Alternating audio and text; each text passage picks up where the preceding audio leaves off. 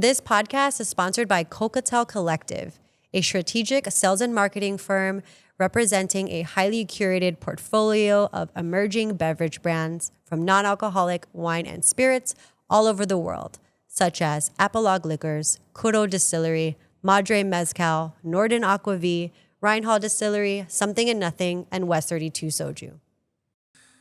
Hey guys, I'm Thomas. Welcome to this episode of In Process Podcast.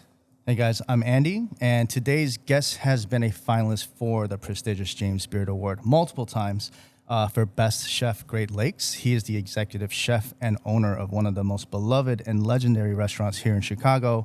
It is a privilege to have you on the show. Ladies and gentlemen, please welcome Jason Hammel. Thanks so much. Of course. Happy to be here. Thanks for taking the time to join us. Of course. I want us just kind of start off. How was your day so far today? I got up real early. It's the first day of school for one of my kids today. Oh. And usually she is really hard to wake up. She's 16 and it's difficult to wake her up. But she was up with me at like 4:30 this morning. Having coffee. God. So we listened to some Boy Genius that set her in the mood. Like she's really into Phoebe Bridgers and that whole kind of like new indie. I love that. Scene, and so we listened to a record and started the day off right. That is so cool. Yeah, coffee with the kid at like 5 o'clock in the morning. Why did you wake her up at 4:30? I wake up real early, and I've never seen this happen before. But I was out making coffee, and then she comes down the stairs, and she's like, "Dad," and I didn't even know who I was talking to. I was like, "What are you doing up?" You know? Yeah. I love that. Do you guys is that a normal thing that you guys do, like enjoying vinyls together? Yes. Cool.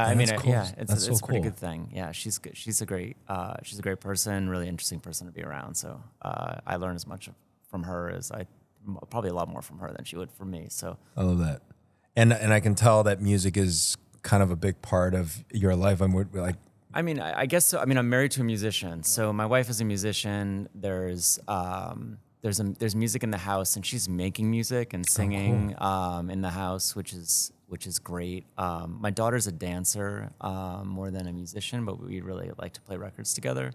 And then we've got this big piano in our house that belonged to my father-in-law. He lived with us for years, and so that's a central part of like there's all these guitars and a piano in the middle of the room. And I'm gonna probably.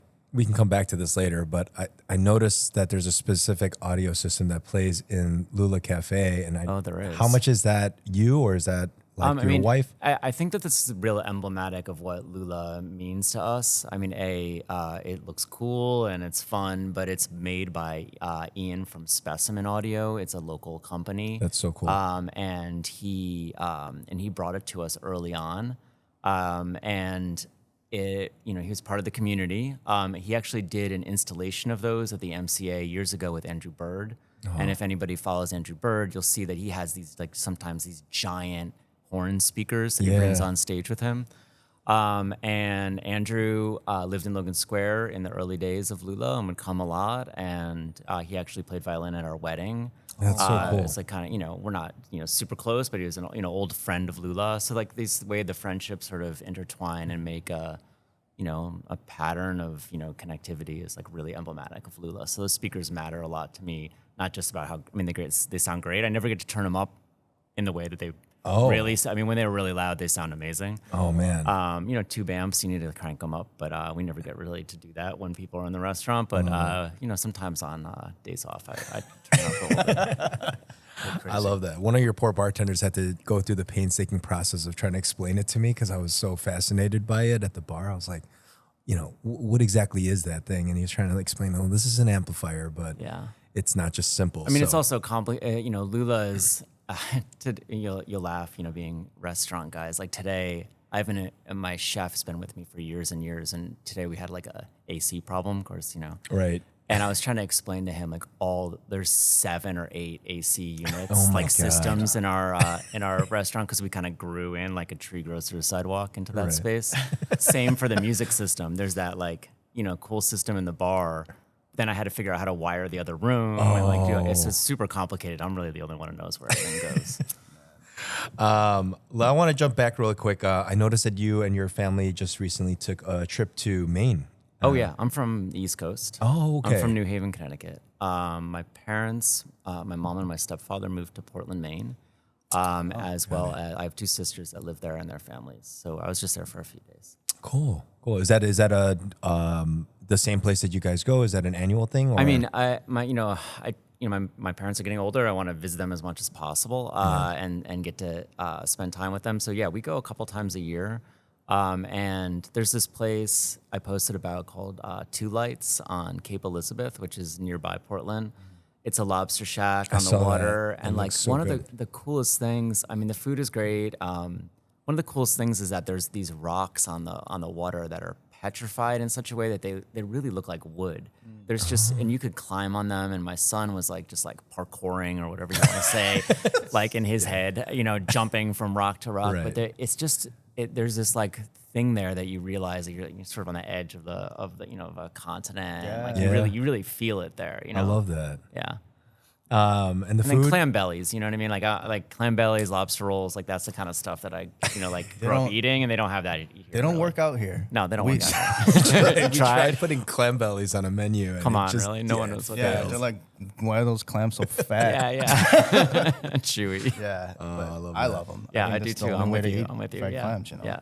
And so you grew up out there on the East Coast. I did. then. Yeah. Was Acadia National Park something that? I mean, we went camping when I was a kid, all Yeah. over the East Coast and up into Canada. But I'm from New Haven, a city. I grew up in the suburbs there, okay. and like, and I don't know that we did like so much exploring of national parks on the shore Right. until I was a little older. And what brought you here to Chicago then? I mean, my story is that in my 20s, I wanted to be a writer. So I studied writing in college. I went to college on the East Coast. And then I wanted to go to graduate school, get an MFA, like, creative writing students do. Yeah.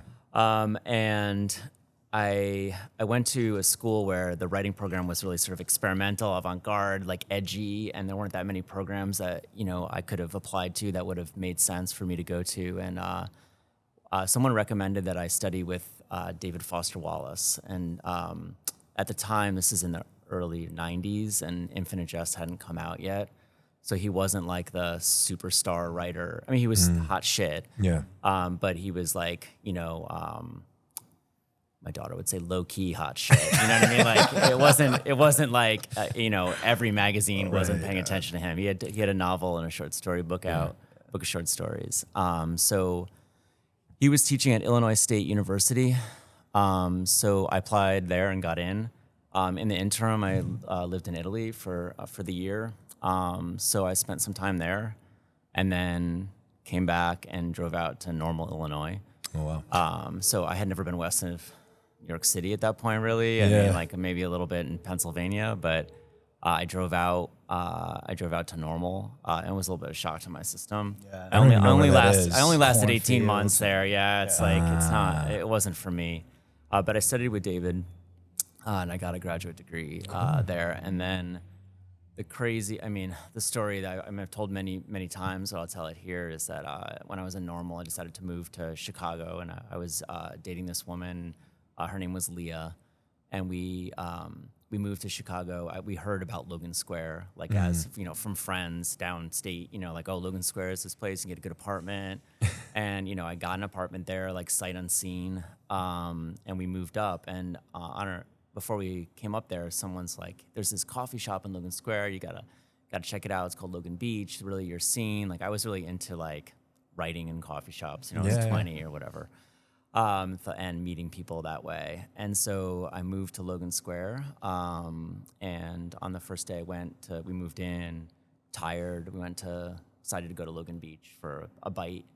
We walked down Logan, went to Logan Beach, came in.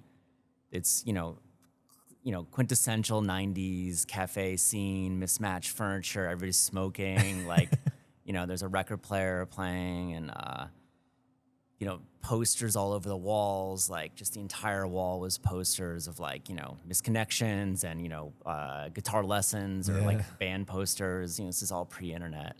And there was a chalkboard menu, and we sat down, we looked up, and it said like Leah's Amazing Soup. And I turned to my girlfriend. I'm like, hey, like that Leah, L-E-A, you spell your name L-E-A. Isn't that funny? There's 2 Leahs in town. Ha, ha, ha. And like in that moment, I was talking to my soon-to-be ex-girlfriend about my future wife in Lula. Oh my God. It's the first place I went, first day in Chicago was Logan Beach. And I started hanging out there. Yeah. My girlfriend got a job there. The 2 Leahs knew each other. Leah Childs, my wife, was a cook there, and she's a musician. She was, also cooking during the day. And that was where I met all my friends in my 20s. That's so People cool. that I still know now. Logan Beach eventually closed, and Leah Childs and I took it over before we were even a couple. We knew each other. We were both cooks.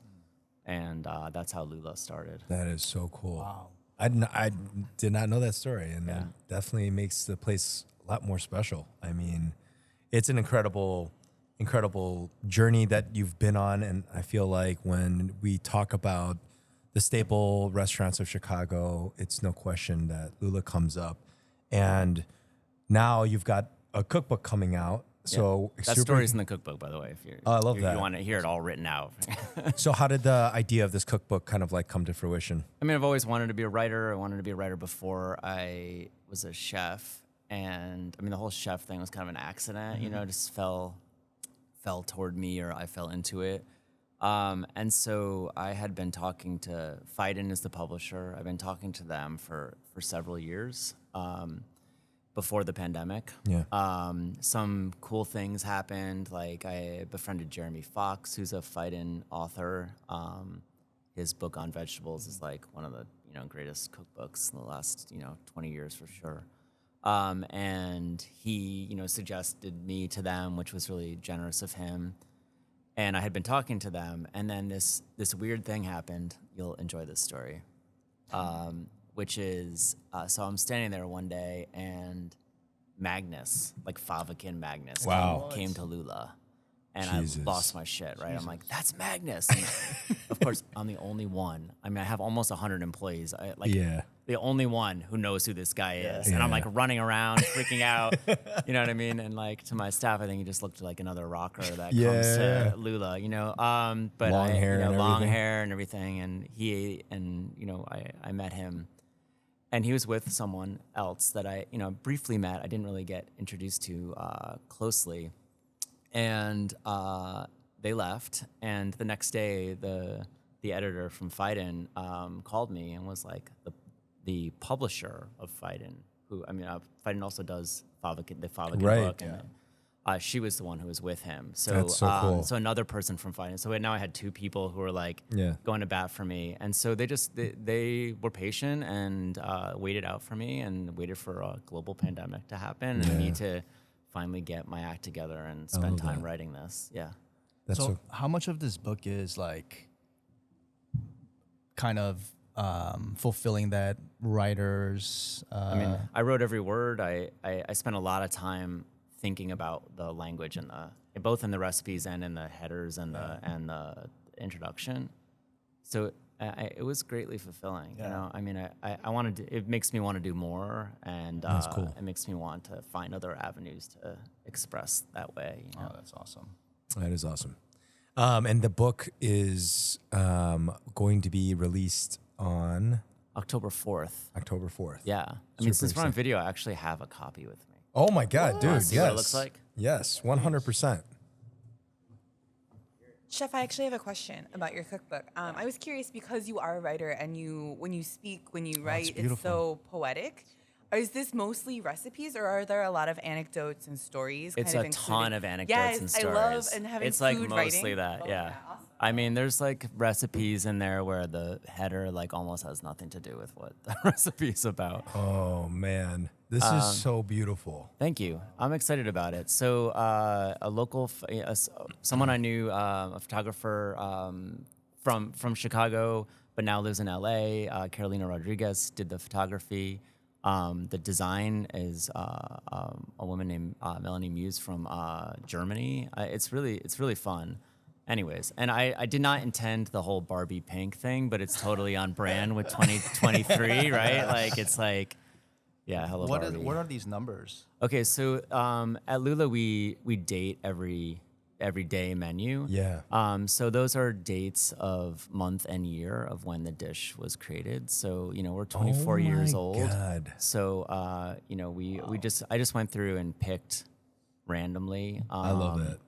Different dishes. Anyways, I thought you guys, you're the first people to see it. That is so cool. Yeah, there's Thank only you for yeah, sharing. you're welcome. This is like what the like pre-release copy or whatever. Oh man. Yeah. So are there changes to this? No, this version? is it. That- This that's is the this is version. the done deal. So it's on its way from being printed to Wow. bookstores That's exciting. nationwide. Yeah, fun, right? Yeah. Yeah, I love it. I love the feel of even the paper. Like, I mean, everything. One thing that's great about Fighting is they really put time into the design and Yeah. the textures, like the texture of the cover and the pages and the printing of the photography is really important to them. I think so many people are going to be excited to have this cookbook. I hope so. And 100%. Like, I can't share enough like how much I admire the restaurant every time I go there. Anjoleen and I, it's pretty much like our just normal lunch spot at this point. If we have time for lunch or breakfast or, anytime, like we would try to go to Lula, and every time it's been incredible experience. Your team is, I really, there are like really great restaurants out there that like have, impeccable, whatever designs, dinnerware, like all those touch points and everything is just so highly, like it's executed at a high level. And Lula is all of those things, but there is a spirit and soul to the restaurant that is hard to describe to people unless they've gone there and experienced it themselves.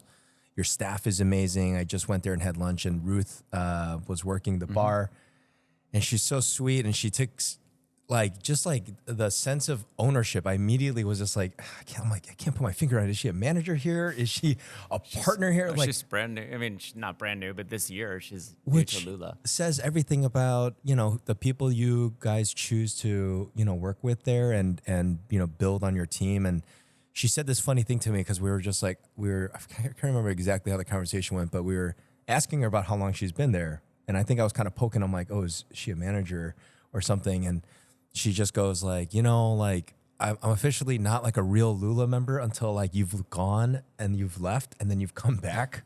And that says everything about the restaurant, that so many people have this desire to come back and work with you guys again. So it truly is a special place. And thank you for all of the delicious Thanks for all meals. those. That's very nice Yeah. things that you've said. Yeah, I mean, my team is amazing, and many of them have stayed with us for a really long time, and it's testament to like how close they feel to the project too. I don't know. I try to describe how that's happened in the book, and I think it's just about it's a long history, and we've been there for 24 years. Logan Beach was there, another like 8 or 9 years before that. Wow. And so just the history is deep. The relationships are real. I met my wife there, and there are a lot of other relationships that have happened there that are super important. And you feel that when you walk in. I think, whether they're ghosts, these relationships, or people have left and come back or whatever, you feel this sort of like the history and the weight of that. The old things that have happened there, as well as the new, Yeah, I love that. There's something that I think all of us here in this room really connect with you deeply on. And I was lucky, Andy and I both were at the Welcome Conference this year, and we were both in the audience and were able to listen to your speech that you gave, in person. And not to like call Andy out on this, but like, so when we went to this show, like there was a part of, I think, like the idea that this was like a front of house kind of like, that was like just our understanding. It was our first time at the Welcome Conference. We know of the show, but I think Andy was like a little bit like, like this is a front of house thing, but I'll go and check it out. And I think like listening to your speech up there really resonated with him. And it was such a beautiful moment to see you kind of like putting yourself out there and being vulnerable in front of those peers. And we've talked about, this kind of topic, and like something that really stuck out for me was some of the hardships of our profession and, taking criticism. And, obviously I think, Andy relates to this a lot more, but putting yourself on a plate and, letting that be open to criticism from people. But there was this, not to get too crazy deep into this thing, but there was like a moment where you were kind of like standing up for yourself that I really admired and loved about it, and also hysterical. There, like the review on your, I think it was like one of your grandma's. Yeah, I mean it's my wife's grandma's stuff. That's right. You know what? Actually, one came in this morning on Resi. Oh no! Like I mean they're 99% good, and Yeah. I'm fortunate from that. But just like the one that made you laugh probably was just like somebody commenting on a dish that my wife's grandmother taught her, and that we've served at Lula 24 years, 6 days a week, probably sell like 30 to 40 of them a day. And then someone's like, it's just kind of a bad idea. You know what I mean? Like, I'm glad you think that. I don't know. I mean, I want to work more on this topic. I think like emotional labor is a term that gets used frequently in our industry. And I think it's sort of important to explore what that means, both front and back of the house, and for hourly employees and managers and owners, and just like where you want to deeply care about everything, and Right. it over time, like you develop an ability to. I mean, the ability to care is a muscle, and like you learn to see things and to reach out, but like we're also human, and like we might miss somebody, or we might screw something up, and food is like it's not a very forgiving medium, like mistakes and loss of attention is like immediately sort of realized in the food. And so it's a hard business, we all know that, and like it's hard. It's not just hard because it's hard to make money, which is a truth that we all know about, but it's also hard because it requires a degree of like consciousness and attention and care that, is like, frankly, often not really human. Like we have limits, right? And Right. And that's true for the hourly employees and true for the chef. And I sometimes I recognize that for my team, like, me and my wife, like we're the ones that they're looking to show like how much do we care. Yeah. I mean, our care is extremely deep, but we're also human beings. We also have like, sometimes we have limits to like what we can give. And what I was trying to get across in that was like, it's really easy to start to, I don't know, either feel like you're not good enough or you're not giving enough, when and then have a really poor sense of self-care and self-respect, even when you are constantly giving and caring and respecting other things and people about your work. Right. And that can be damaging, and just recognizing that and trying to talk about it and like looking at the mechanics of empathy and just seeing like, where does it live? Like, how do you restore, people's, battery power of empathy or their reserve of empathy and care? I'm thinking about that a lot, and I want to write more about it in the future. Yeah, I think it's incredibly important, and I feel like for the chef community specifically, that has had this kind of history of like what a chef is supposed to be like, and I feel like just seeing people like yourself being open to share a little bit more in depth about that and the challenges that are constantly going on in this industry, I think it's going to have a huge impact in the future. With how the next generation of these cooks and, operators and managers and staff are going to come into this kind of industry with a different mindset. And I hope that it's for positive change, right? And, but this transition is also really challenging at times. I mean, it's always going to be hard work. Right. You know what I mean? And like the real variable is like, how many people can you use to do the work? Like, how many are you on a team, or like what resources do you have to manage? Yeah. And if you have limited resources, it can strain you and others. And I think like that's not going to change. Like especially in this country, like like with the way with our like sort of valuation of food and like what's expected and like where the price point is and the cost of entry for food businesses. Like I think like all the economics are tough, and like that puts a lot of strain on everyone. And so managing that is like our challenge, like for the next generation, right? I mean, it's for, I mean, not the next one, for us, you know what I mean? That's the challenge for us, like managing those resources and trying to do good by them. Is the challenge. I think something Tom and I talk about a lot is just, we're only going to do this for this many more years, or we're only going to do, the hard work stops at this point, but it's just never, it really never stops. I mean, I'm 51. Yeah. No, and you know what, I mean, we can't say enough good things about Lula, but I love that anytime I go, or many times that I go, you're on Expo. I expedite a lot. Yeah, you're like, it's gives me comfort. I'm like, I don't know if it gives everybody else comfort. Is on the pass. On the pass. I mean, at this point, like, okay, so nobody wants me back there because I'm gonna fuck something up, right? I mean, like, I am like not as fast as I used to be, but we've designed Expo so I can see, we can see things closely, and at least I can analyze. And then Lula's really busy, and there's only like 4 or 5 people on my whole team that can get through. We flat seat Saturday and Sunday morning, like there's a line. And so, I mean, Sunday recently we did like 130 people in the first hour. Oh my God. And it's like all just at once. And so there's only a couple people who can expo through that. So usually when I'm doing it, I'm thinking like, is this like the kind of exercise that's like building endurance and strength, or am I just decreasing my, am I going to live longer because of this or less, But I do like to expo.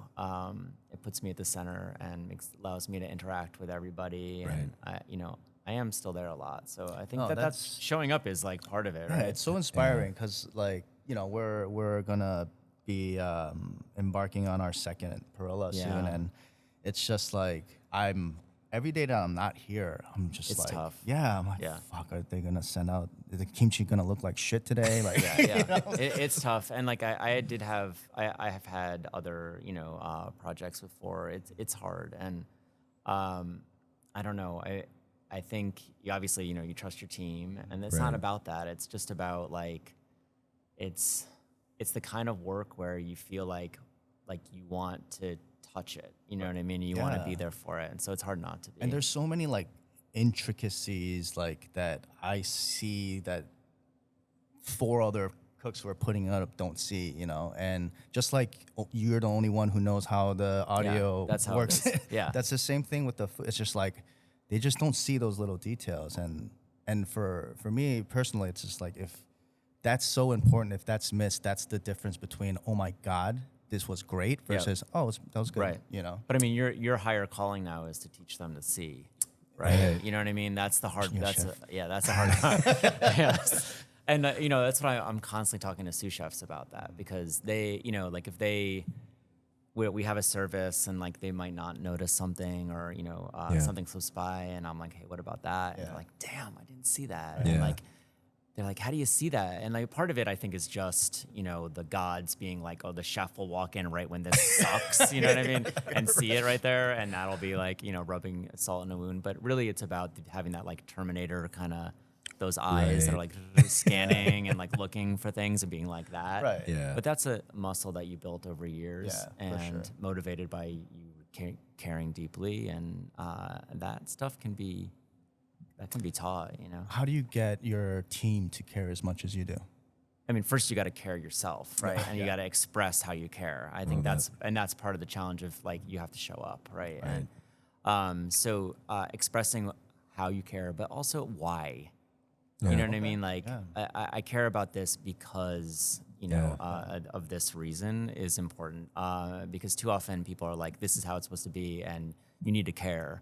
And if you don't care, you suck, or you're a loser, or you'll never be anything in this business. But like the why is lost and all that. And it could be a why about cooking. And it could also be a why about just service or ethics, or like being, responsible business owner. And And all those things the why needs to be explained, and sometimes maybe more than once, I know one of your whys are community, and it's very obvious that that's so important to why Lula is what it is today.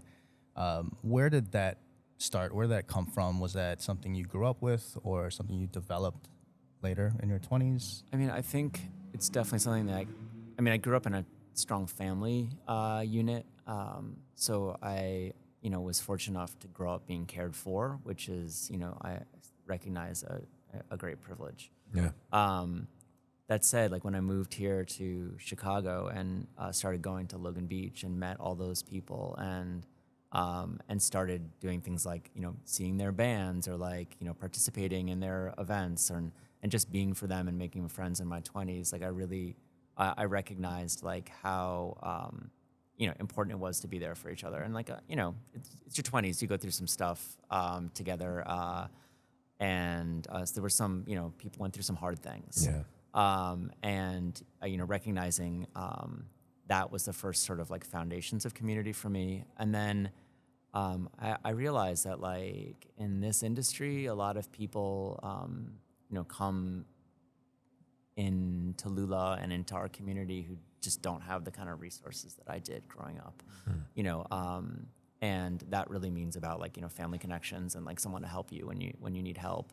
And I do think that that sort of group of employees was the first and most important community for me, and like taking care of them. And then it just sort of branched out into the greater neighborhood, and then into Chicago. And I started meeting people that that were doing really great projects in the city, and like obviously like lend a hand when we're able to. And then about 12 years ago, we ended up starting our own thing. It's called Pilot Light. It's a food education program with other chefs, Matthias Mergis and Paul Kahn. Like the three of us came together and really started working on this other kind of like more formal effort to use food education in Chicago public schools. So that developed out of that. But I mean, I do think it came from being embraced by a community here in Chicago, not being from here, and like wanting to, keep that healthy and connected. I love that. I think that's so unique about Chicago, right? Because this is a big city, but it feels we have like that small city like community vibe, And I think it's so cool. Like I love when New York chefs come here and they're like, "What the fuck? You guys just like are so everybody's getting tight-knit." together and people. Yeah, I feel like it's unique, isn't it? I mean, It is. It definitely is. Like, yeah, I think especially post-pandemic, we really felt it. But I love hearing that in their late 90s, early 2000s, you were still it felt that feeling way. it. Yeah, I mean, I had, when I started, I didn't really know anything about, cooking or owning a restaurant. There were several chefs that took me under their wing and like, hey, come to the market with me, or show me the ropes or whatever. And like every single time I needed to, most people when they learn to be a chef or a restaurateur have had experience, some kind of experience, and like know a produce guy, or at their last job, there was like an electrician on the site that they could call or whatever. I didn't know anything, so I was constantly calling. Paul was like someone that I would call, be like, cool. who? I got to do this. Like, who do you know who does that? And like he would give me some numbers, and so there was that kind of stuff. Yeah. I just had all sorts of crazy experiences when the first year we were open. For our like anniversary party, the staff came together and bought us, me and Leah, gift certificates to go to Trotter's. Oh my God. Because like we had all the cookbooks and we were kind of geeking out about it, and we had, but we couldn't like afford to go there. Like it just never even occurred to us. That's crazy. It just I love wasn't that. the kind of thing that we would do. And so we went and had a meal there, and then on the way out, we were walking out, and Trotter was at the front door. And we met him, and he was like, "Well, what are you guys doing for? I want you back here tomorrow at noon." And we were like, "Wait a second, we own a restaurant, and like we had like 3 employees, like we didn't want to have. We're working the line tomorrow." And the guy next to him was like, "People don't say no to Charlie." Oh my God. So we went back like the next day for lunch. And like met all these industry people and writers, and I met like Dana Cowan from Food and Wine, and like all these people that I never would have I never been able to meet, you know, and like that was Trotter just being like, here, have this free lunch, you know, and the next day. That's So so there's all cool. sorts of Chicago stories like that. Yeah. I mean, what happened in the pandemic was we were really tight in the pandemic. Yeah. And people were calling, I mean, the chef community, the restaurant community was really connected. Yeah. And people, I mean, I was part of the IRC and a couple other groups that got together during that time to, you know, lobby for federal funding. And a lot of people expressed, you know, I don't know if it's envy, but just like admiration for the way that the Chicago community was coming together during those times. Yeah. It is beautiful. And you were really, I remember that when we all met up. Were you at Chef Special? Yeah. Wasn't that intense? That was crazy. So this was at the beginning, March, right? Yeah, it was. That was Early on. March 15th. Yeah, like as soon as this was happening, and all of the most incredible chefs in Chicago were at this restaurant, and I was also there, and it was just like, and you were kind of leading the whole thing, and it was so cool to see that, and it was just like, wow, what a privilege it is to be a part of this. That was a crazy day. So like that happened because JV, you know, from Giant and Chef Special, Jason was our first sous chef at Lula a long time ago. Dude, that's crazy. Yeah, crazy, right? And then we opened Nightwood together, and then he went on to do amazing things after that. So JV and I got together the night before, and basically we're like, what are we gonna do? Yeah. And so we were like, let's get everybody together and like just try to have some sense of like what we're asking for. So, you know, we called the meeting, but everybody showed up. Like just literally everybody showed up, right? And I feel like I took the mantle because I mean, I'm pretty comfortable speaking in front of people. You know, I can do it, and I just was there. You know, it wasn't any other reason. But I mean, the way that we all pitched in after that, to like, you know, to send messages out, and like, you know, after that first message and the shutdown, then continuing to like lobby on our behalf. I mean, you know, it got a lot of attention, and I could tell you from being part of the IRC and like seeing the efforts nationally, like it was admired. And also I know that, you know, Dick Durbin and others and Timmy Duckworth and others were really paying attention to what chefs were asking for. I love that. I want to kind of touch back on Pilot Light for anyone that's listening and isn't familiar with it. Briefly, maybe describe what the mission is on that. Absolutely. So Pilot Light is an organization that uses food education to teach Common Core subjects. So we use food to teach math, science, writing, whatever it is that you're studying, kindergarten through high school. And the idea is that, you know, sometimes these things are a little boring and kids don't see their value. And one of the ways to like really engage children is to use food. The way that we do that is through teachers. We recognize that teachers are, you know, an incredible resource for kids, and that they need the support and our dedication to get food education in front of children. So what we do is we have teachers apply to work with us, and they're paid, and they get professional development credits to be part of fellowships. And every year we teach teachers across the country to use food in their classrooms in the way that they see fit. So we're not like prescribing anything to any one teacher. So, you know, they might be teaching kids about, you know, poetic language. I mean, you probably remember being in 4th grade or whatever and be like, this is a simile, you know, like an apple is like a blah, blah, blah. And, but once you bring the apples and the, you know, cucumbers in and people are tasting them and then you sit down and write something, it's like super engaging, and it allows kids who, you know, might be at different spots in their, you know, aptitudes or their, you know, their comfort levels around a certain subject to like get really involved. Yeah. It works really well for science, obviously. And then we also tie advocacy to this. So the idea is like, if you start to think about food and its connections to your world, eventually you're going to start thinking about it, you know, what it is for you and your community. And we hope that kids develop new sort of lines of ways of thinking about food and new lines of inquiry, and just like sort of flex that critical muscle, so that, you know, we're not telling anybody what to eat or what not to eat. That's not what we're about. but we are asking them to think about where their food comes from and to ask questions and, and to learn. And that's one of the things that it does really, really well. So it started in Chicago. We're in a lot of CPS schools, but we have teachers all over the country who are working on it now. Especially that really happened in the pandemic because it went virtual, and all of a sudden we were able to reach more people.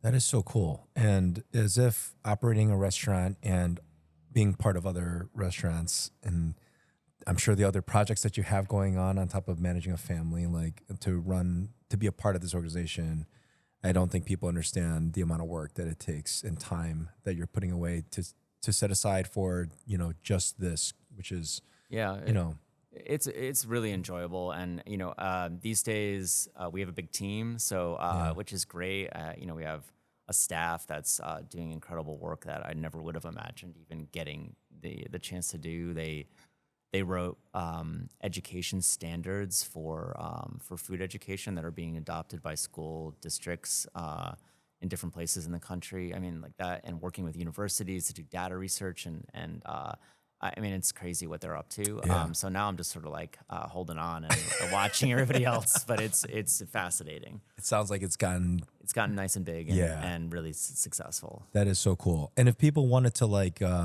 either get involved or donate or, find ways to help this, what are some easy avenues for them? I mean, pilotlightchefs.org is the website. You can follow us on social too. We do a lot of really interesting things, and I think I'd love to have people check it out. Yeah. That's so cool. I love that. I actually, I don't know if you remember this, but I've done a couple of events with you guys. But I do remember. hey. Thank you very much. Too. No, but for me it was like food in schools or like CPS has been something that has been on my mind for a long time, and I think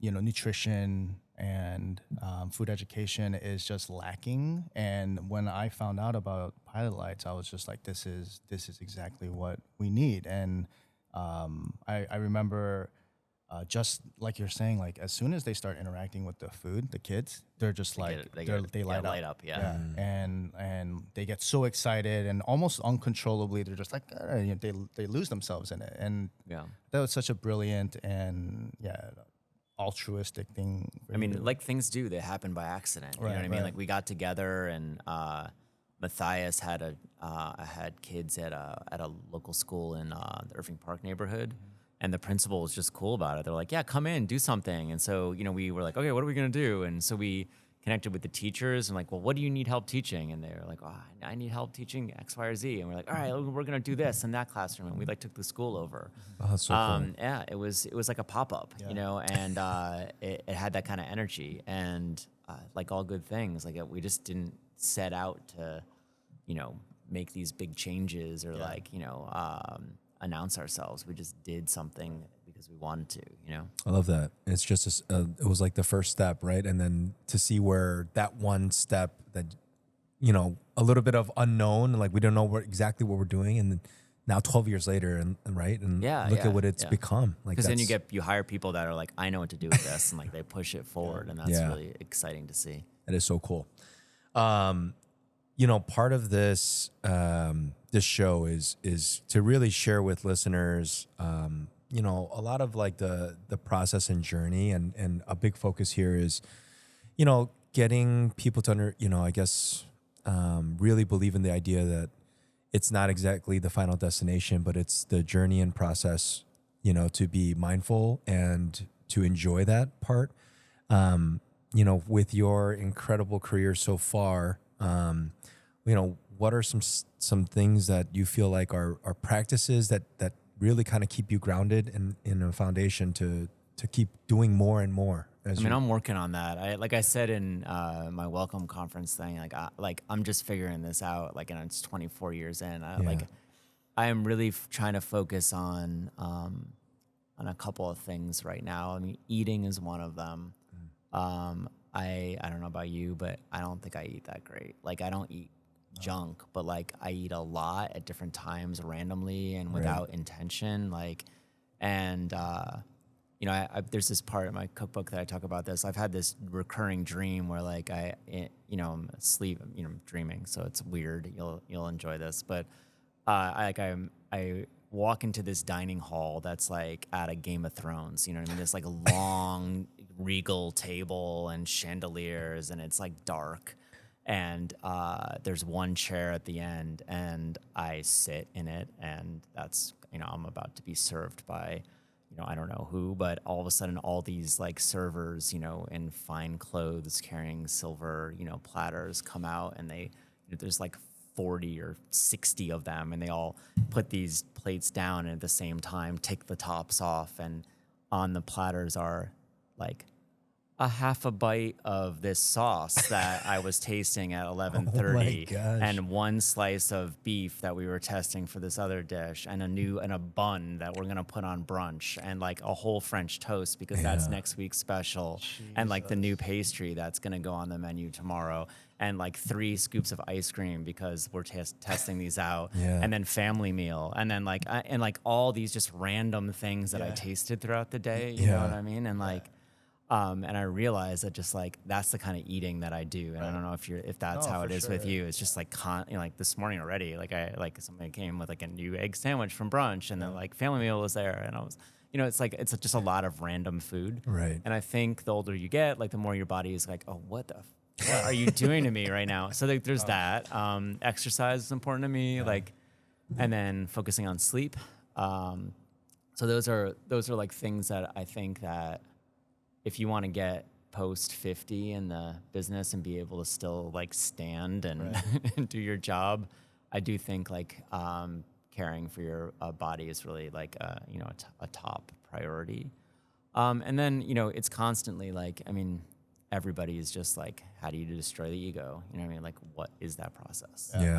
Like how do you tear it down, and how do you get away from the the sort of like traps of egoistic behavior, even if you can be a nice person and not be a jerk, but like you're still inside your head. Like how do you get away from like from the voices that are telling you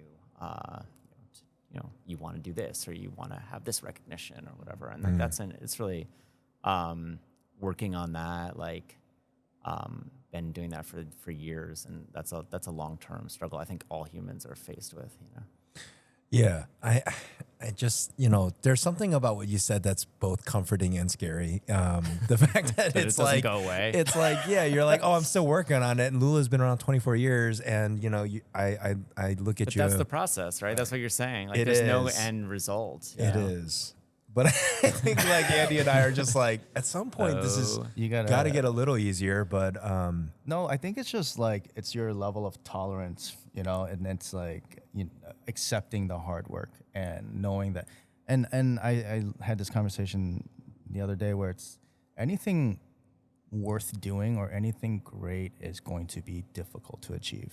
And if you don't embrace the hurt, or the pain, you're not going to achieve anything, right?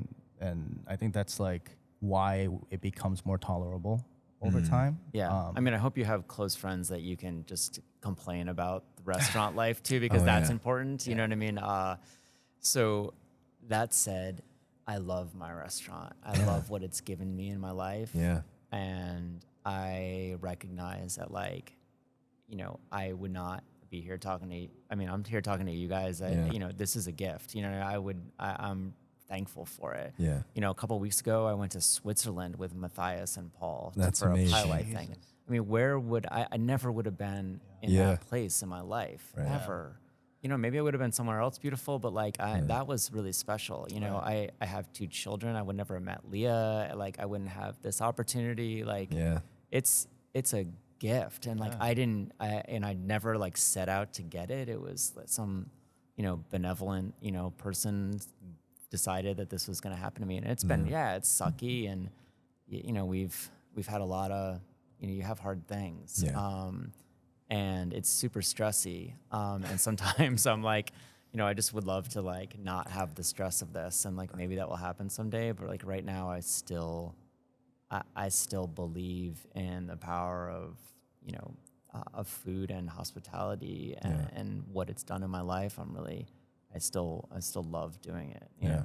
I'm sure you feel the same way, right? Oh, absolutely. Yeah. Like I'm just sitting here and like trying to imagine what 24-year-old version of Perilla would look like. I mean, and like just in the 4 years, and we've had some pretty challenging starting this years. is a rough 4 years to talk. Like, come on. So like when I hear you and talking about your restaurant and how much it's given you, you know, this has already given both of us, even through the most challenging times, probably in restaurant history, and to get through that and be here today. And I like walk in here sometimes and I look at this restaurant and I'm like, man, it's changed so much already in 4 years. I can only imagine how much evolution has taken place at Lula. Oh my God! Are there some things that stand out specifically to you that you're like, yeah, this is the best thing we ever fucking did at Lula Cafe? Like, well, I told this story the other day to a server, and she constantly brings it up to tease me. Like when we first started, for years, I cleaned the grease trap out myself. Like I got like an old ladle and like a bucket, and I just did it. You know what I mean? Yeah. And I did it regularly. Yeah. Nobody told me that there was a service that you could pay that would come with this big Paul, vacuum. What the hell was Paul doing? Yeah, he forgot to tell me that. He's laughing about it. So I mean, I did that for years, and my God. that's a sign. That shows you how much of how ignorant I was about restaurant life. So I don't know. There's so many things like that I think about. I mean, when we started, we didn't have a hood. Our three compartment sink was, you're gonna laugh at this, it's a real restaurant insider thing. It was 36 inches wide. Oh my God! It was smaller than this table. Yeah, it was from each compartment was 12 inches. It was from a convenience store or like maybe like a popcorn stand at a movie theater. Yeah, it was this big, and like you just could wash like one glass or one plate at a time. I mean, there's so many like funny stories like that. I mean, we used to, and this is like the stuff that allowed us to be who we were, because we opened up. I mean, you guys opened up in the heyday of the like cultural importance of food, in the United States, and like, when we opened up, we didn't get reviewed by the Chicago Tribune for 17 years. You know what I mean? Like nobody. I mean, there were some like listservs and stuff like a few years in that like kind of like might have been talking about us, but like it was just a neighborhood place, and like I was able to learn how to cook. I would do things like buy a leg of lamb, and I'd be like, all right, it's a leg of lamb. I know that it came from this animal. I don't know what to do with it, so let me go get this book. And I would get like the Jacques Pepin La Technique book. Yeah. I would literally like open up La Technique to the let's butterfly the leg of lamb and like figure it out. I mean, looking at the book and like cutting it open. We would take the French laundry book. Yeah. And just make a sauce from there, and then like all that kind of stuff. We're just playing around, and like and so we would make a dish and we'd have like 3 orders of it. We had a ping pong table in the basement. Lee and I would go downstairs, play ping pong, and then like someone would open the basement door and be like, "Gotta order," like we'd go upstairs and make like the pasta and the one leg of lamb, and then go back downstairs and play ping pong. Oh, so good. Yeah, it's like I just remember like early days opening, like not here, but like we're on the West Coast, and my friends would be playing hacky sack while you're working. Yeah, in the back. Yeah, and we're just like waiting for an order. Yeah, that's how it was at Lula in the very beginning. Oh my God. When I think of Lula Cafe, I really do think like in Chicago, it is like the epitome of farm to table. And I know that this is, we've discussed this in like, in other cultures, like that is just food and dining. But what I feel like you guys really do embody this. And there's like a lot of love in the ingredients that's going into, it's one thing when like I go to a restaurant and a server is like celebrating a dish, right? Like the composed finished plate. But I love that Lula Cafe, like the staff there is not only just celebrating the dish that you're going to enjoy, but also like the ingredients. Has that always been a focus for you and Leah? I mean, the first couple of years, like the first year, we didn't know about that. Yeah. Like, I'm not sure when Green City opened. It might have been 2000, so we might have opened about the same time. And I befriended. Actually, this story got cut from the cookbook, so I'll tell it. I befriended this chef, Kelly Courtney. She's no longer in Chicago, but she was a Food and Wine Best New Chef maybe in 2000. I don't remember. But she used to come to the restaurant and sit at the counter and sort of talk to us. And I found out that she was a chef. And she was like, "You got to go to the market." And I was like, "Okay." She's like, I'll take you. And on the way there, she's like, "You got to, well, get this book by Alice Waters." And she's like, "Do you know Alice Waters? Have you ever read Alice Waters?" I'm like, "Yeah, I read The Color Purple."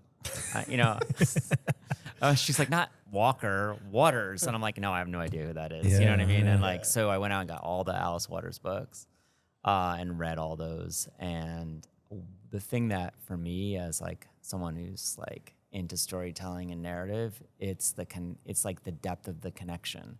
And this is what we try to talk about and what I'm interested in with food at Lula a lot. Like if we're talking about the sun gold tomatoes that we have right now that are from Froggy Meadow Farm, I'm going to tell a lot of stories about Jerry from Froggy Meadow because he's a fascinating guy and he almost lost his farm this year. And some chefs came together and helped him raise some money to dig a new well. And that's a story that I will tell. And that's about a single ingredient that, deepens the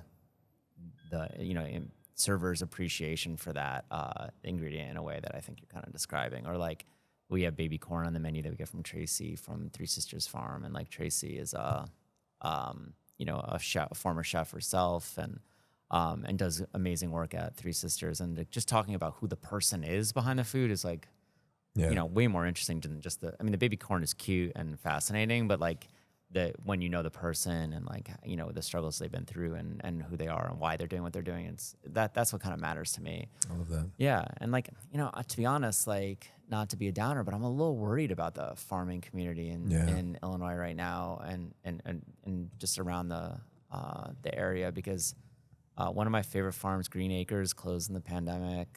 They were amazing. Yeah, they just retired, but it was early and like it was just about the pandemic, and I just feel like people are struggling to make it make sense. Right. And I'm worried about, the diversity of the growing that's happening in the Midwest and just like whether or not there are people who are coming up that are going to bring some like, sort of unique touch there because there's just like chefs, there's farmers who just like kill it, just like care and like their stuff is just so well tended to and that you can tell there's like love and passion in what they do.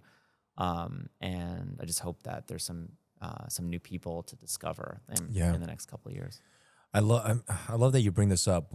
We had another guest by the name of Ellen King with Hune, and she was, we really were able to dive deep on this topic, especially when it comes to her. It was the wheat and the varieties of wheat that are kind of like diminishing in the world. And, I don't know, like what do you feel like is the fix? Like, how do we educate consumers to want to support or want to purchase directly from farmers? And like, I just don't know I feel like as operators, we can do our best to try and source these ingredients locally, but I don't think that's not the fix, right? Like the fix is getting the masses to stop buying, I don't know, like manufactured, overcropped, produce and to try and buy local. But, we just saw local foods just closed too this past year. It's really hard and it feels like harder than ever right now.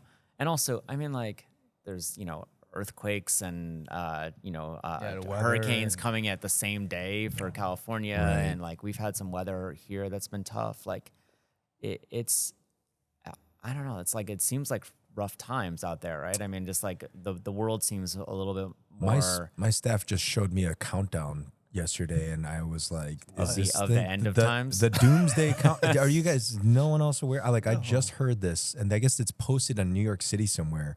Yeah. And so it was like, there's a countdown. You didn't know this, Thomas? I was like, what? Wait, to what though? If you just Google doomsday countdown, there's like 2,400 days left, like according to this clock.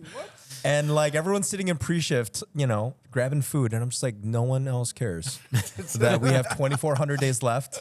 I'm like literally showing my laptop. I'm like, Jesus. I'm like, everyone's just like, yeah, you know. And what can you do? You get a rage and rage to the dying of the storing light. some food right now and some water. Right. You know, I don't know. It's gonna be like it's some zombie apocalypse. But I mean, is how it feels. And I mean, let's be real. What would you do in a zombie apocalypse? I would hold on to my family, and I would care for the people as best I could, and I would try to enjoy the time with them, which is I kind of feel like what we're doing these days. You know, this is true. And like that actually means that there's a place for hospitality and food, because we do need to care for each other, and we do need to live with intention in hard times. And if we can't stop the, you know, deluge of, you know, evil that is like turning, you know, the earth inside out, like we can at least do our part to like care for the people in our community as best we can, you know? I love that. It's true. That was beautifully said. These are dark thoughts though. I was wondering if, you know, we kind of touched on this earlier, but like, you know, trying to find like harmony in like your outside work and work. I'm sure like, you know, with your children, like things are just, it's constantly changing. Is there something that's helping you today? Like, do you set limits on when I am reachable for work, or you know, how are you balancing that? I'm not great at boundary keeping. I mean, I live across the street. Oh, okay. I've always lived, you know, within walking distance of Lula. Yeah. And my kids are really connected. I guess what I do say is that I definitely pace myself. You know what I mean? I learned to say I'm very careful about my prep list for myself. It's long, but I don't set goals that are unachievable for myself. And I'm like, okay, if only part of what I want to accomplish happens in a day, because definitely you go off the tracks. Yeah. And I recognize that the best way for me to experience boundaries is literally to leave town. So I do go on vacations, and I do travel both for Pilot Light and just, you know, for work or whatever. And when I'm away, like I'm reachable, but like my team is like completely capable of me not being there. So like that's when I find like a lot of space. So I, you know, I've traveled with my family quite a bit. Like we've been to Italy a couple times, and you know, we're just in Portland. We were talking about it earlier, and like those are the times when I feel like a separation, because otherwise it is a 24-hour a day thing for me. You know what I mean? Right. Like I'm not working 24 hours a day. I'm reachable, and I'm gonna be honest. I don't really mind. Like I know that there's a lot of talk. I mean, boundaries need to be set with people who aren't owners, but like this is my place. Like it's like you know, I built it with my wife and my family, and we sacrificed for it. I don't mind someone calling me at 3 a.m. I don't have any problem with that. I do, you know, for my personal like health, like I talked about earlier, like I get up, I go to the gym, I read, I do things that I find fulfilling in my life. Because without those, I think I would get really, I don't know, just single tunnel vision about this like one small 3,000 square foot space. You know what I mean? I need to think outside of that. So I'm very much like, you know, reading. I read a lot of novels. I read a lot of like media, and I try to, you know, I spoke Italian at one point. Like I still try to study Italian in the morning, every morning a little bit, just to try to do something that keeps it in my head. And like, you know, I'll watch movies or something. I try to stay on top of stuff, you know. And it's important if you have kids. Like, I want to know what they're listening to. I want to like be able to like talk to them. So I do try to like stay hip on top of things. Yeah. Where in Italy did you go? I mean, I've been. Sure, I lived in Bologna for a little while, and but my grandparents are from Naples. Like, not my grandparents, my great grandparents are from Naples. Oh, that's so cool. So I've been to Naples. I was in Naples last year, and like my intention is to, I follow a lot of people from Naples. Like I like a lot of food from southern Italy, so I'm really like focused on that zone right now. I love that. Yeah. Speaking of tunnel vision, you've got another project in Chicago, and it's super exciting for us because we live down here. And so Marisol, if you want to just touch. Sure. I'm a consulting chef at the museum. It opened in 2017. And I mean, it was like kind of a community situation. Like I had a friend who was a musician who was playing with, oh my God, what is her name from Sonic Youth? Help me out. I don't. Okay. Anyways, the woman from Sonic Youth was playing at MCA, and he was in the band with her, and he like struck up a conversation with someone at the museum about their food service, and that was where the introduction happened. Like, so it's real Lula-like, it's through music, it's through some kind of, community connection. And I worked with them for years on the redesign of the museum space, and they do some cool stuff down there. But I mean, it's great for me because I'm a consulting chef. I'm not expediting there. You know what I mean? I got enough expediting to do. Yeah. Being a father or even observing your kids, is there any lesson that you learn from them that you take in being a leader in the restaurant? Oh my God, that's such a good question. Yeah. Okay, so I think my daughter. Let me focus on my daughter for a second. My daughter is very quick to. She loves to like tease me in front of my employees because she thinks that's funny. Right. But she knows more about me than they do. Or whatever. I love that. But the one thing that does for me is like it makes me not take myself too seriously. I tend to be like occasionally funny, but not that fun. You know what I mean? Like, I definitely need to loosen up sometimes, and just not have the like on the floor serious face like all the time, like what's happening. And like my daughter comes in and is like either teases or just like lightens the mood in such a way that I'm like, okay, maybe I can relax this like posture a little bit. Maybe the stress of like making sure, like what we were saying before, like the 4 things that the other cooks are seeing that I'm seeing, that like, like let it go for a second, just smile once, because I mean, people are here to be happy and they're not here to see some guy be stressed out about his livelihood. So it does, I think like having my daughter's presence there does just take the stress and the, of the job down a notch, and just like, hey, be human, like just laugh at yourself a little bit. That's an important lesson she's taught me. I love that. A little ego check. Everywhere.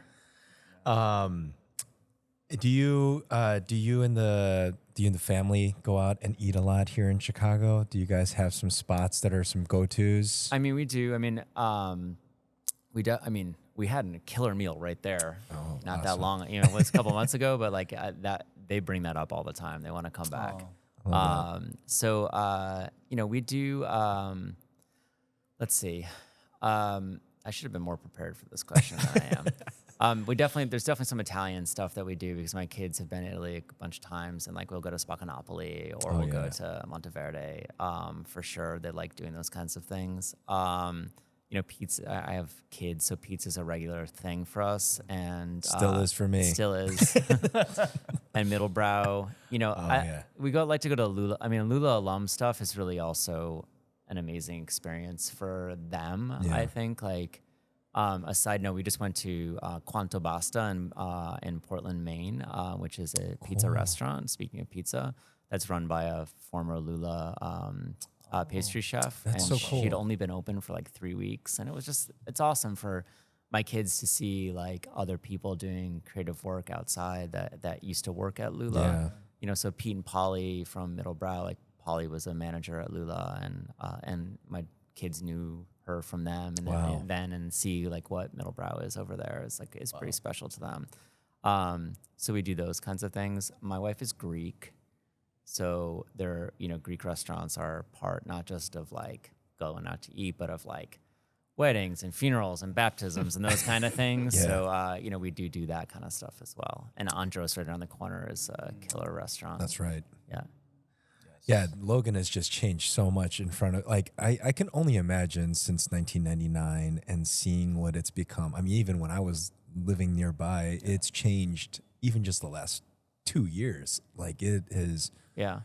I mean, it's still so, like, chef, like, owner, creator driven. Right. I mean, we got a Sweet Green down the street. Yeah. That's not bad. I like Sweet Green, but, like, we've got Giant, we've got, like Daisies, Scofflaw, Andros. I mean, I haven't been to Warlord yet, but that's just down the street in Avondale. You know what I mean? Keep hearing amazing things about that. You got Loaf Lounge. That's a Lula alum. Second generation. Oh, is it? Second generation. It's on my list. Mitokaya. Mitokaya. Yeah. Yeah, it could keep going, right? I Umami mean, Q. And you got Still another milk. one on the way right now. You got an awesome ramen shop coming into the neighborhood. Oh, yeah. Know about this? Akahoshi No, Ramen is going to be opening up this year. So tell me about it. What So, do you know? Have you heard of Ramen Lord?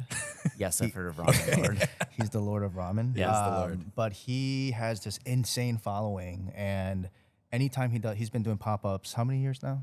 2-3 years. probably Something like that. longer. Probably longer than that. But he's just like obsessed with ramen. He's like the new age Ivan. Yeah, right? he's the new Ivan. Yeah. He's the new Ivan. Yes, he is the new Ivan. And he just he makes incredible ramen, and he's just super knowledgeable. He's like I don't know, but he's done so well that he's decided to leave his job in finance and open a restaurant. Wow. Have you guys Mike- talked to him Mike's first listening yet, to or- that- we've, response We've right told him many a times. It's Yeah. like, hey Left man, my job in finance.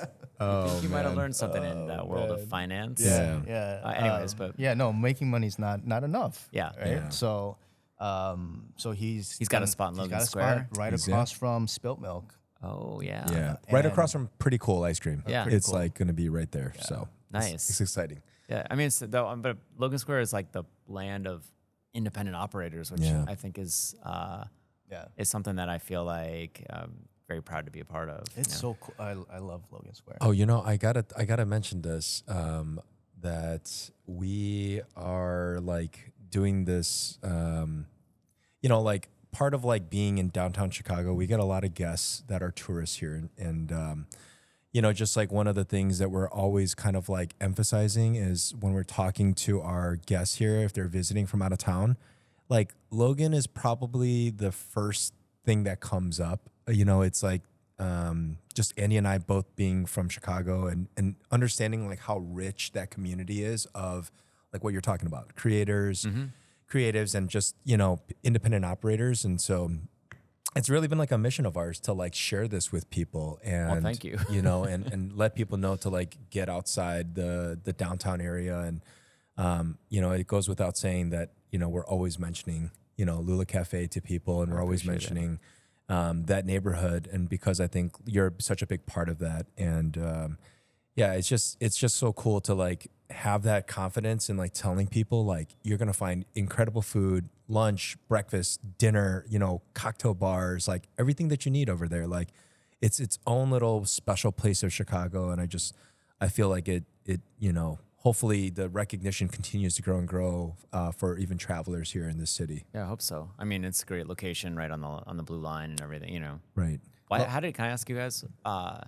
This is the coolest space. Like, I remember looking at this like in the like early 2000s. Like, Right. you know what I mean? Like, It was cursed, I feel like. Like You we're guys turned the number curse. 5, like, within a short, like there have been so many people that have come and gone in this space. I think like for what it's worth. and corner spaces are hard, right? It is They just, hard. like in terms of the layout, it's always tricky. Right. And like I remember early on, like I would like look down Milwaukee Avenue and see like the Roby and be like, oh, how did they set their room? Like how did they make the triangle functional? Because it just is such a hard thing to do. But it's uniquely. I mean, it's not unique to Chicago, but it's definitely like I think of like corner buildings as a real Chicago kind Yeah. of thing.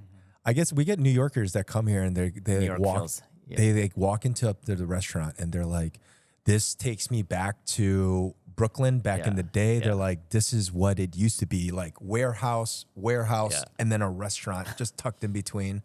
And so we get a lot of people from New York that are like, this is super nostalgic and takes me back to the old Brooklyn days. Right. So Cool space. yeah, we've made it work, and I feel like it's become slowly, and I'm sure you understand this. It's you want to do so much, you want to make all these changes, but you have to do it responsibly and take your time with these things. And obviously, being in the smacked in with the pandemic right after we opened up has slowed things down. But yeah, it's slowly become a little bit more and more of what we've dreamt it to be, and super proud of it where it is today. And we are far from finished. So I mean, the cool thing about this, I mean, I know we're talking about the space, but like the way it's positioned in the city, Yeah. like it's so close, but it's kind of secreted. You know what I mean? It's like Yeah. it is hidden, and and that's one of the things I like about the space. Yeah. I think it's like we're just a couple blocks from like the most vibrant Main Street. you know, West Fulton Market, and then we're just, you know,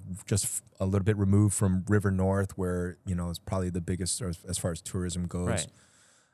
So it is a little bit of a destination to find us, but it's such But a you feel like you going somewhere that Yeah. other people like you need to be in the know, and that's kind of cool. yeah. And I feel like for what it's worth, like this is Milwaukee, so it's like so many people are like, I walked by you guys for like 2 years. I didn't know it was a restaurant, you know? And I'm like, I don't blame you. It doesn't Yeah, really we don't have a look. sign. That's a I've been problem. nagging our business partner about that. I'm like, you know, maybe one day only we'll get a been- real Get a sign sign. here.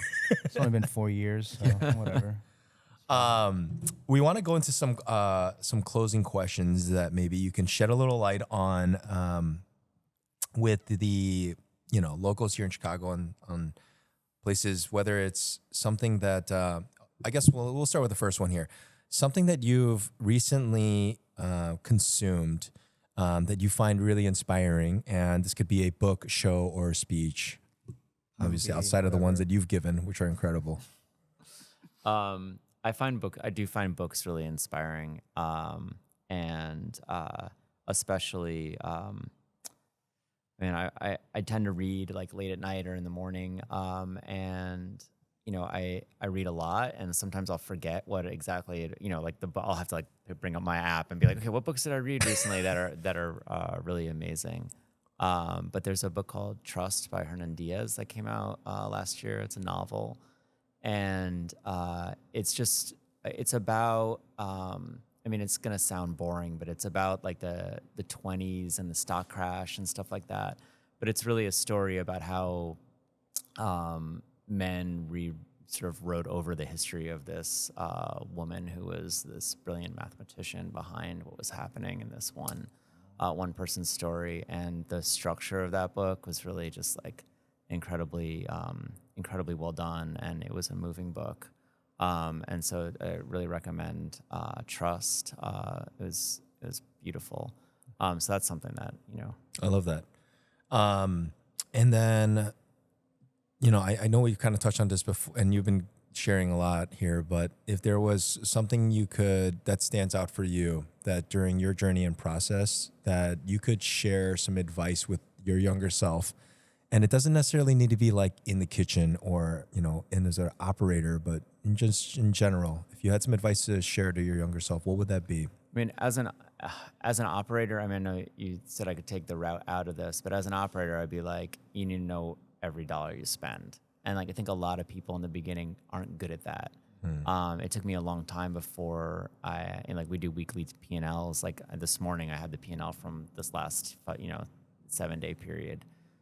That's amazing, and I'm really proud of my team for being able to come together and like focus on getting information like that, because information is such a fast-moving, Right. business that you really need to react quickly it's a hard business to make money in, and like you need to make money so you can take care of people. Like that's the end goal for me. Right. And you know, we have super high labor costs, and I'm proud of it. But that's the goal, is for us to like take care of people, and we're not where I want to be. I'm not patting myself on the back. I'm, a couple of years from where I want to be.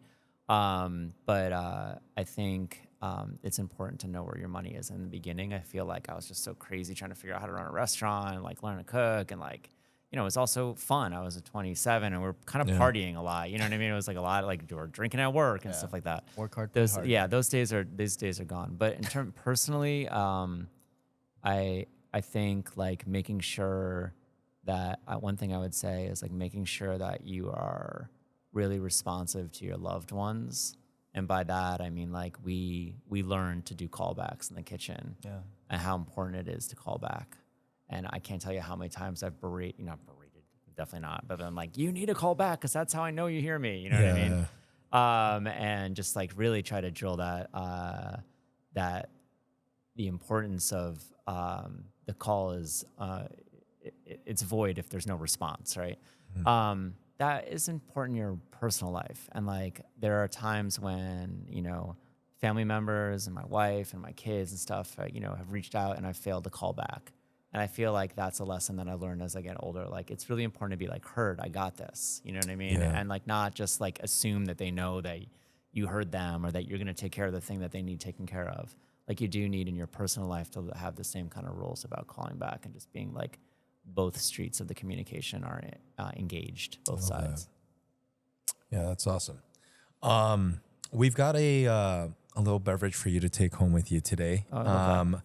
So we're gonna go ahead and just share this. This is for you to take home.